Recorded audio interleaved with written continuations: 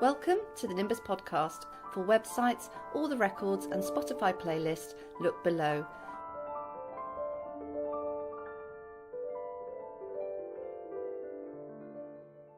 Shall we go around and introduce ourselves quickly? Yep.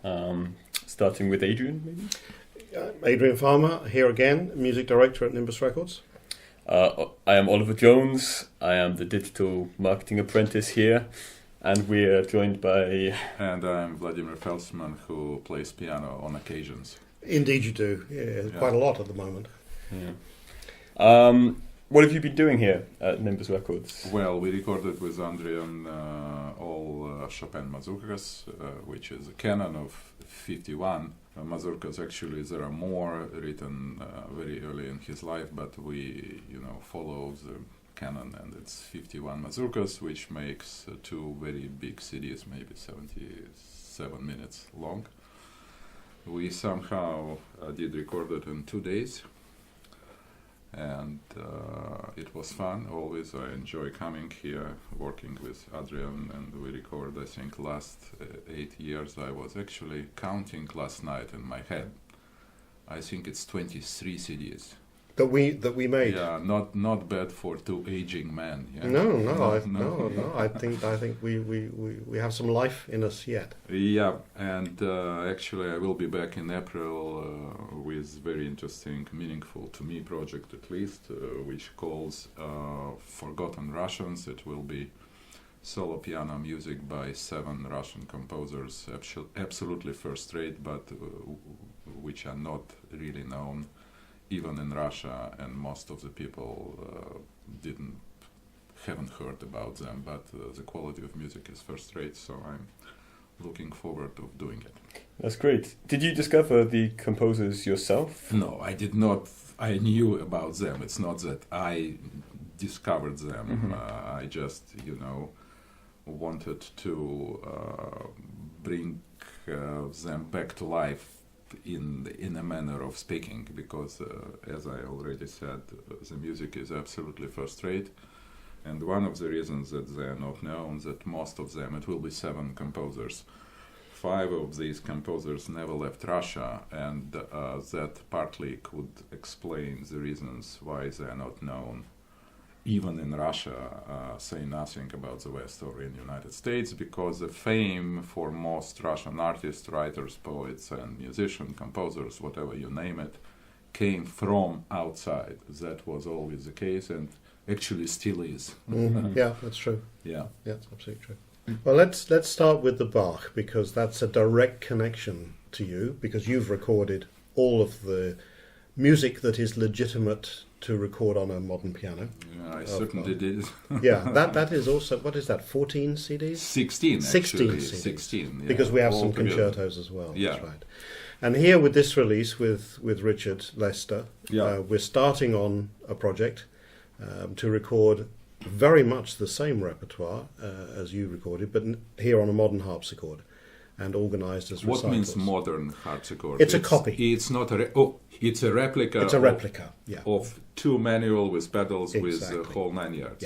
Yeah, it's a modern replica. It's Richard's own piano, own harpsichord, and he's embarking on this, organising the repertoire into groups, into recital, 2 CDs, exactly, as you mentioned. into recital groups. The first one already was out with 2 CDs with Goldberg. With Goldberg, yes. Among them, and now it's a mixture of solo repertoire. It's a wonderful repertoire. I mean, with Bach you cannot go wrong. You can just play it badly, but the music itself, what do you think is phenomenal.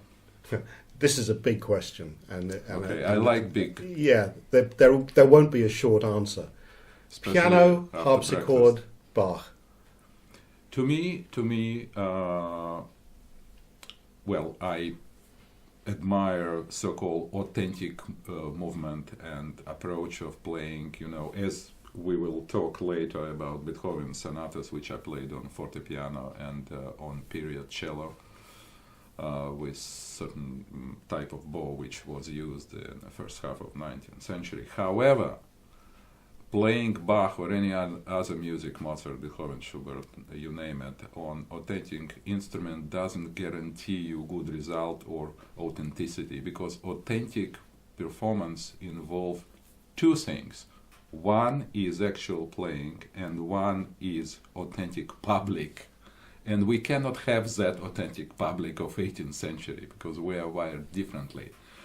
So it's authentic approach is wonderful, but it has certain intrinsic illusion into it. We can flatter ourselves that yes, this is authentic Bach or authentic Beethoven because it's played on period instruments, but it's not quite that.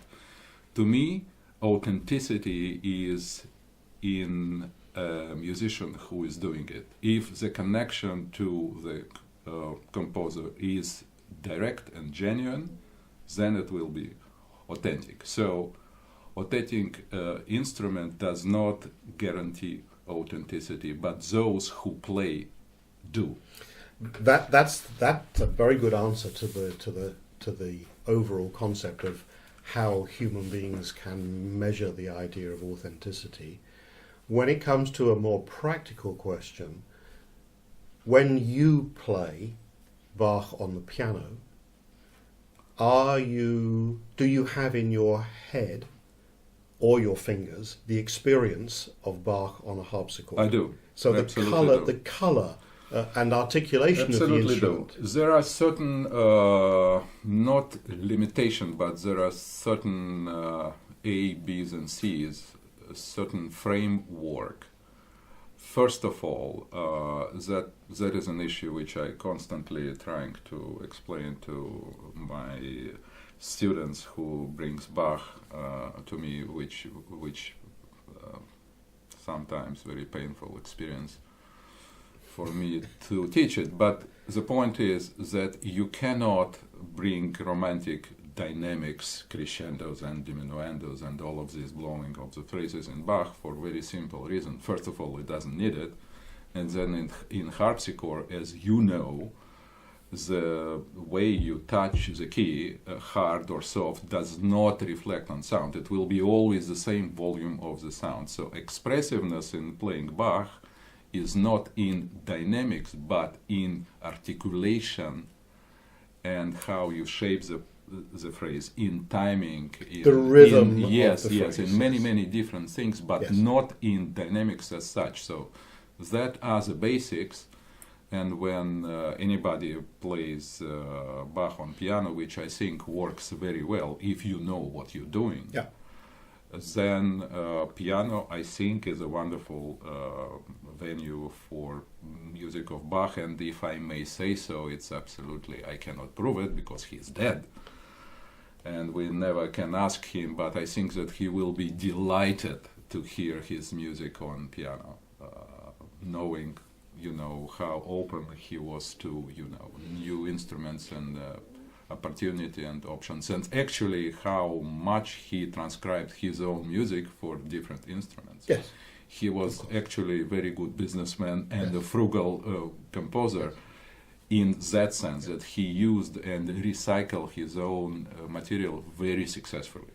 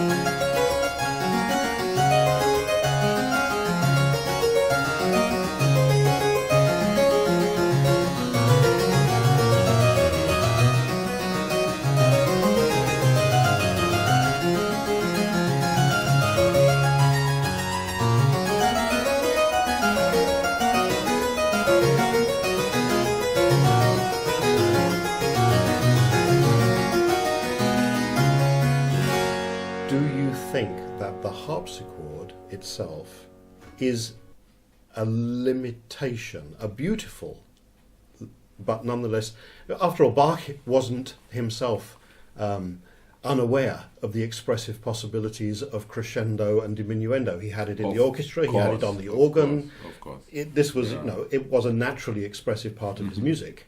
Yeah. But you're saying, quite rightly, that on a harpsichord, you can't actually achieve those effects. There is a value in limitations, there is a value in discipline, and there is a beauty in discipline and limitations. So, jumping to really metaphysical depths in our discussion, to me, freedom is an expression of discipline.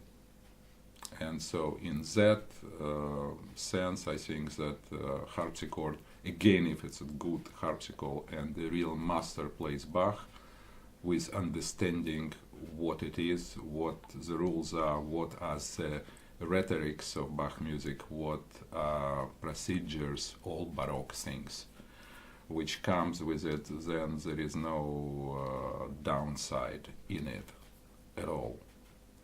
Right. Well, that's very interesting. Well, let me jump and say that actually, to me, and I talked about it many years ago with Schnittke, who was a dear friend, and we agree on that.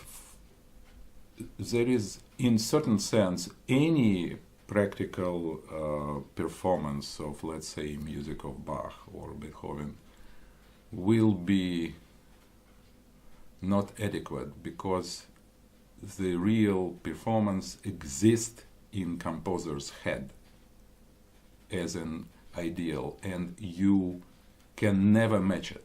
And I talked to Schnittke about that in detail. So, in other words, talking about myself as one of the musicians who are playing certain instrument, I can tell you that I can never ever match, even in my best performance, what actually I have in mind and what I hear, and that state of consciousness, state of mind, my inner state, whatever you call it, it's very misleading, all of it. But it's never quite matches. So the moment sound becomes manifest, it's already stepped down. To me, those who can read music, those people who can read music should absolutely listen with a score, because that would enhance their pleasure and understanding tremendously. Not just hear it with your ears, but see it with your eyes, and that combination, what is seen and what is heard, would double the pleasure at least, because we can see what we hear and we can hear what we see.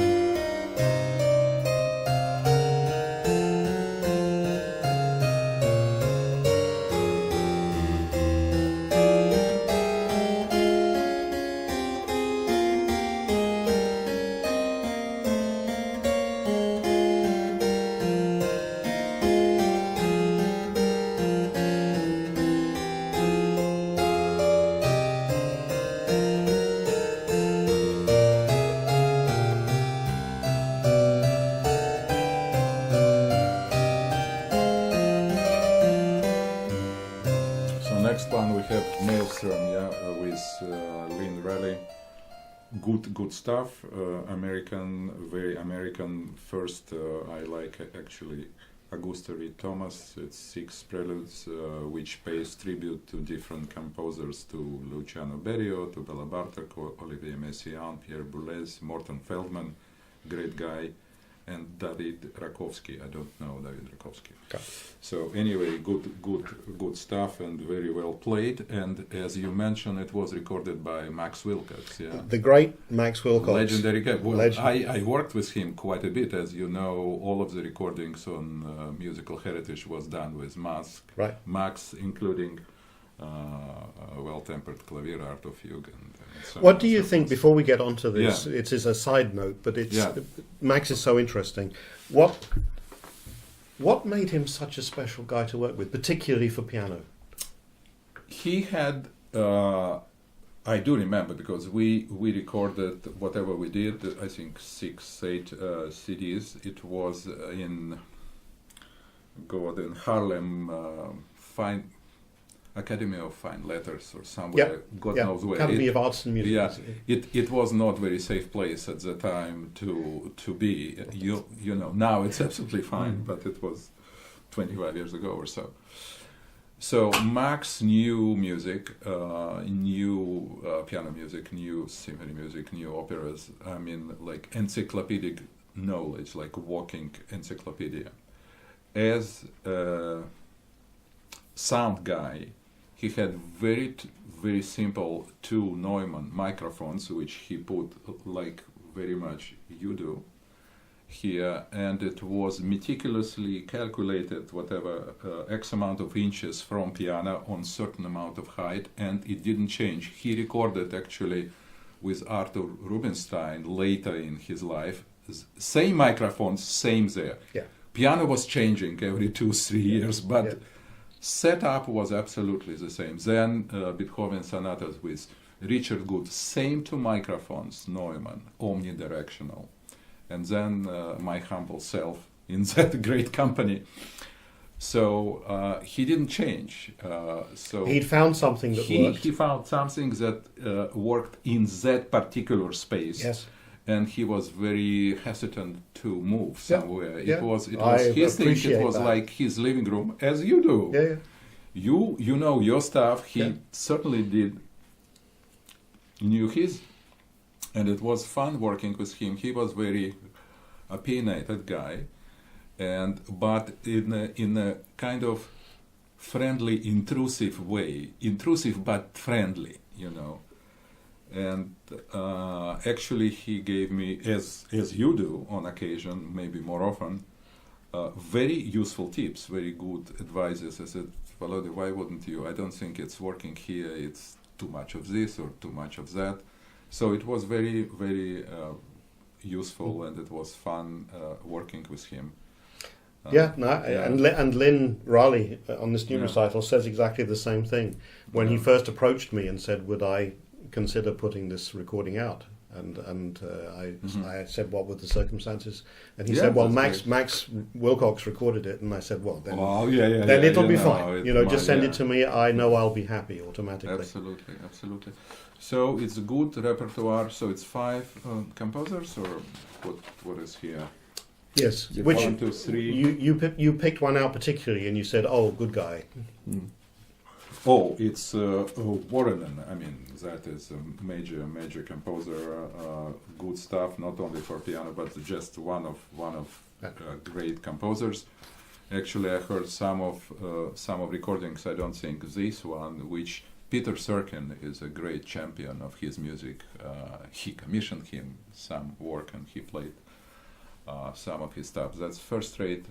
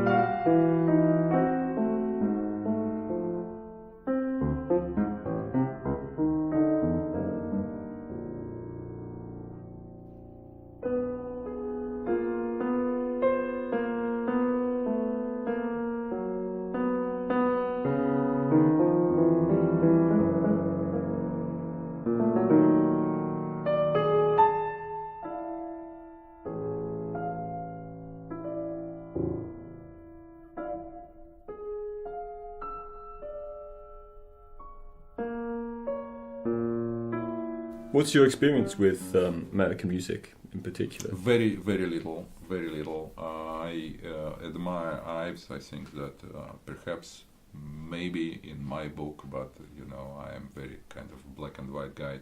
In certain sense, he was the only real genius in American music, was Charles Ives. But of course, it was Griffiths and many other people. But Ives still, to me, his Concord Sonata, I think, is like ultimate masterpiece of 20th century, and his symphonies, and just very, very interesting guy. And his songs. His songs Fantastic are phenomenal. Another personality which I think very authentic and important is John Cage. So these two guys... Why is Cage important? He is important not only as a composer, but as a personality, as a way of looking, his approach to art, to creativity, like his personality, his character. Unfortunately, I met him like maybe 6 months before he passed away, very late in his life when I came here at 87.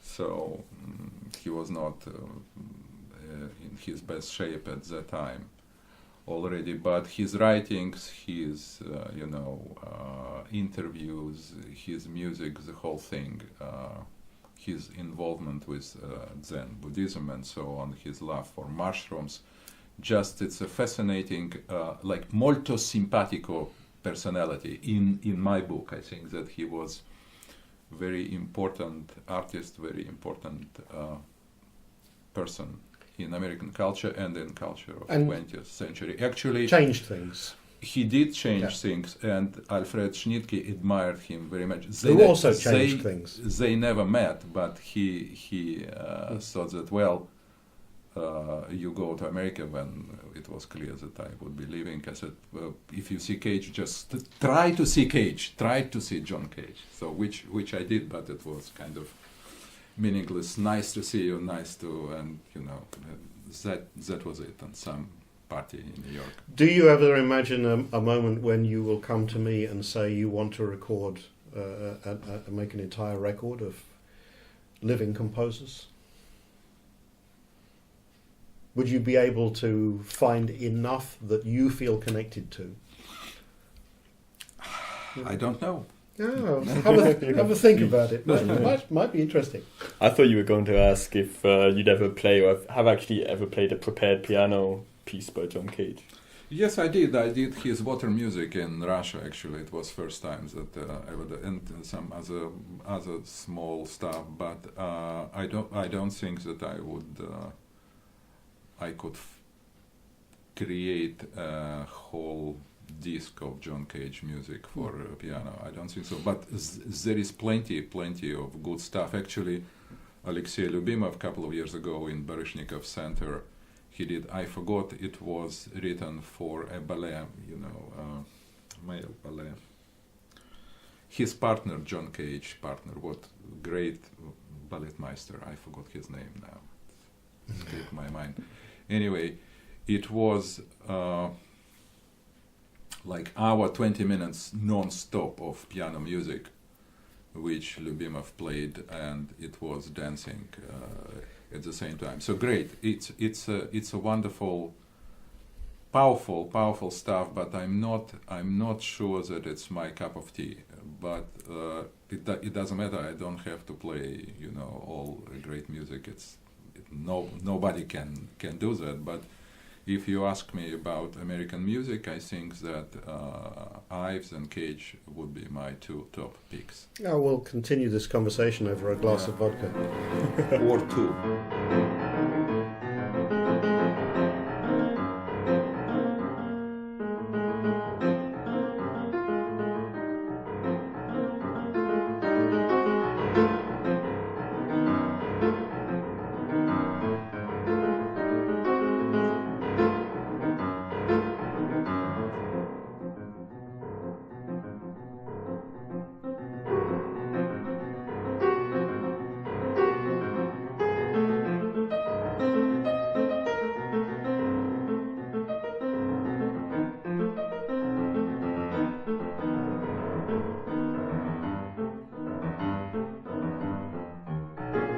Louis Prima. We just had a Louis listen Prima, to him. Yeah.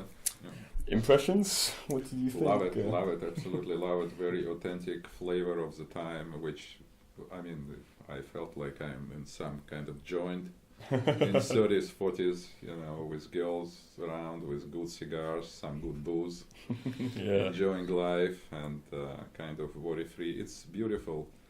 After Dixie, pre-Glenn Miller, Adrian? Yeah, I would say it's kind of, stuck somewhere in the pre-Glenn Miller But era. it's actually very pure, unpretentious stuff, but very pure in itself. So, and singing and playing and his trumpets, his skills are beyond reproach. Absolute 5 stars. Yeah, 5 it stars. is. It's the real deal. It's a real deal. Yeah. You don't have to be particularly pompous about it. It's just good stuff. Good to have. Yeah. Good to have. Yeah. And America's unique contribution to musical life in the 20th century. Yes. One of my favourite things about the Louis Prima, and it's quite interesting listening to it after the Maëlstrom thing, is that it's very evocative of what you described, of that sort of like New York life. He came from an immigrant Italian family, and a lot of what he sings about is often pasta restaurants that he went to visit that maybe his family members ran, going around being seedy in the bars that you described and things like that. And it's very interesting seeing two sort of different parts of an American Also first disc was recorded during 1930s, and the last one goes to 1950. So he had a long life as a singer and trumpet player. Long career. Yeah, yes, indeed. long career, and there is certain evolution of style. No, it's a delightful recording. Baby, it looks like it's gonna hail. Baby, it looks like it's gonna hail. You better come inside, let me teach you how to jive and wheel. Oh, you gotta jump jiving, then you really gotta jump jiving, then you really gotta jump jiving, then you really gotta jump jiving, then you really gotta jump jiving, then you will.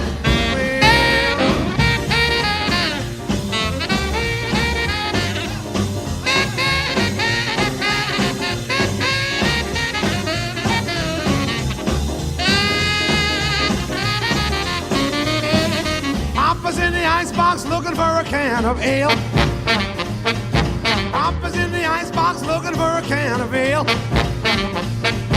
Mama's in the backyard learning how to jive and wheel. Oh, you gotta jump jiving, then you really gotta jump jiving, then you really gotta jump jiving, then you really gotta jump jiving, then you really gotta jump jiving, then you will. So Beethoven, and here we go back to the authentic experience. Beethoven on a copy of an 1800. Walter, so one is a Mozart instrument and the later one on Graf, which Beethoven actually used, but according to Beethoven, because he was, when he was playing, because last 15-20 years, because of his deafness, he was playing less and less, but it was no fortepiano was strong enough for him, and he was known to break, strings and just getting mad at Walter and so on. With Graf, it was almost the same, so it's a bigger and stronger instrument than Walter. But I can tell you from my little experience, because I played all Mozart sonatas and some other stuff. In 2006 in New York. You have you own a Walter yourself. Yes. Paul McNulty built a fortepiano for me, which is a copy of 5 octaves.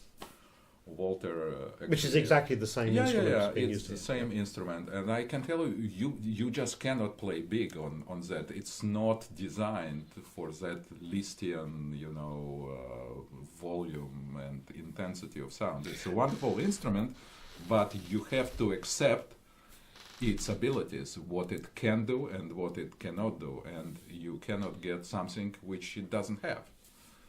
It's actually the same thing which I tell my students which are playing like, oh, this piano is terrible, or I played it was terrible piano.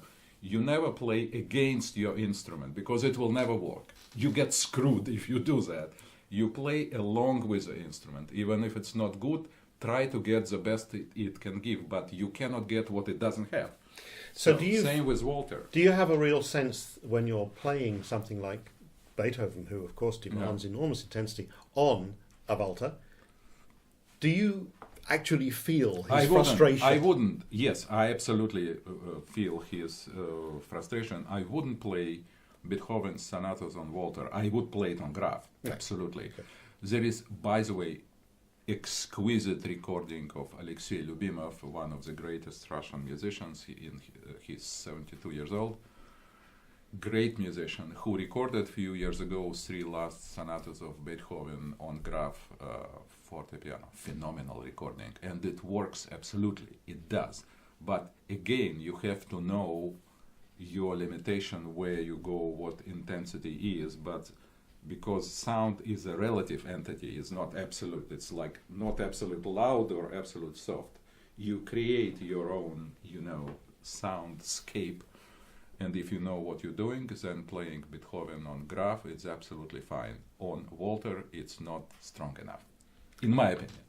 Even for these earlier pieces. So some of these early sonatas come right from but very pretty, first opus novels. pretty intense opus 2. The first sonata, F minor, it's pretty intense stuff, last movement or whatever. It's, So you sense, or it's your feeling, that Beethoven was frustrated with the instrument right from the beginning, because he's writing, rightly so, because he's writing against the instrument a little bit. It's not against. He just tried a certain intensity and expressiveness of his music, which was his own, which Walter fortepiano cannot quite. Yeah.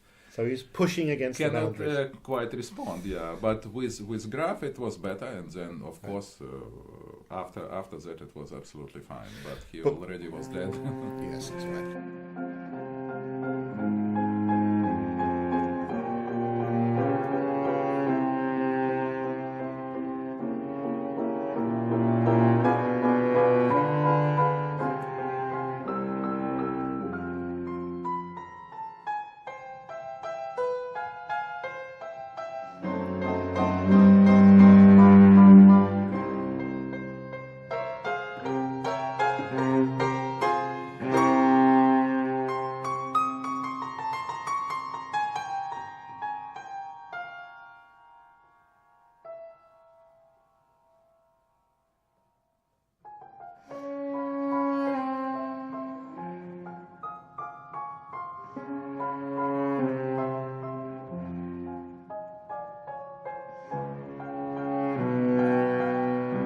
But what it does do, at least what it does for me, when you have a period instrument, with particularly in chamber music, is you solve immediately the problem. Absolutely. You solve the balance, You're and right. that Fortepiano is never loud. It never cover violin or cello or anything. So. And that is not only interesting to listen to in itself, but it actually helps you, particularly in my case as a recording engineer, to understand if you're going to record these things with modern instruments, you need to take care. Because you can easily turn the balance to something which doesn't represent Beethoven at all. Absolutely. With a massive 8-foot-long grand piano. So these recordings, for me, I understand everything you've said about how Beethoven must have been incredibly frustrated by the instruments at his disposal. But in chamber music, it does some interesting things. It's a blessing. But also keep in mind that recording, which is very good recording, the cello is also period. It's not that strong a cello now because of the gut strings and all of that, and bow and so on. So the whole thing is 5-6 steps down in volume. Not in intensity, but in volume. So basically, if you have a strong cellist playing on modern good cello, which is not modern, I mean, I'm talking about 18th century Italian instrument, which is pretty powerful. So in that sense, modern cello is more powerful than Walter fortepiano, and so piano concert grand Steinway is could be can work. Monstrous.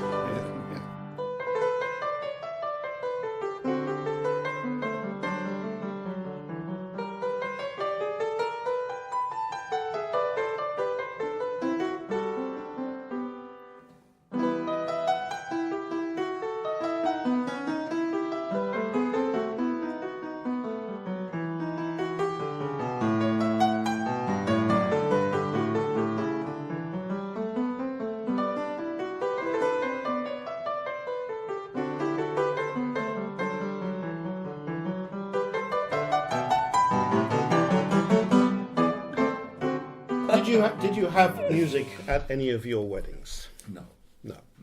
None at all. Not even. No, first one was in St. Petersburg, very informal, short. I mean, few friends, and with Hevong, we got married after we lived together for 10 years. It was just nice dinner for friends, maybe 12, 13 people. And they said, no, music, what, I will get married with pam, pam, pam. Jesus Christ. I will just start laughing. But it's I don't know whether it's international, but certainly... It's international. Russia, everybody... Everybody has...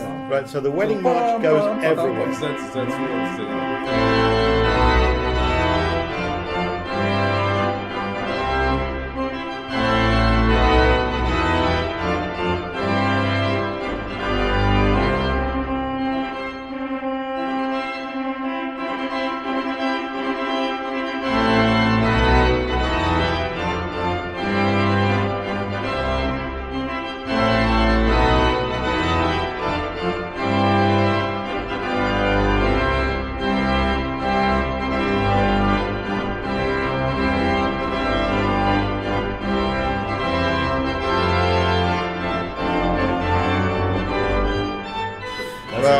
When we put this record together many years ago, we just decided to give it a facelift. It was absolutely intended to be used in churches where there was no organ or no organist. But of course, in the 20 years since this record was first issued, the whole scene of weddings, partnerships, civil ceremonies, now going to town halls and other places has completely changed.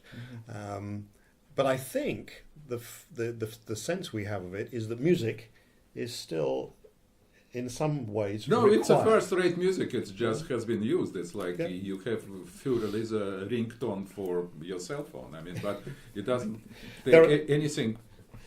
There are some pieces of music. There are some pieces of music that just automatically say weddings, and here is a collection of as many of them as we could fit onto an hour.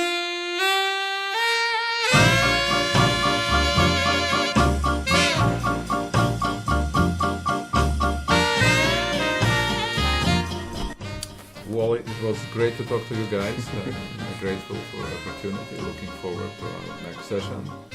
And I wish that all of these recordings, which are great, will be bought by people and enjoyed.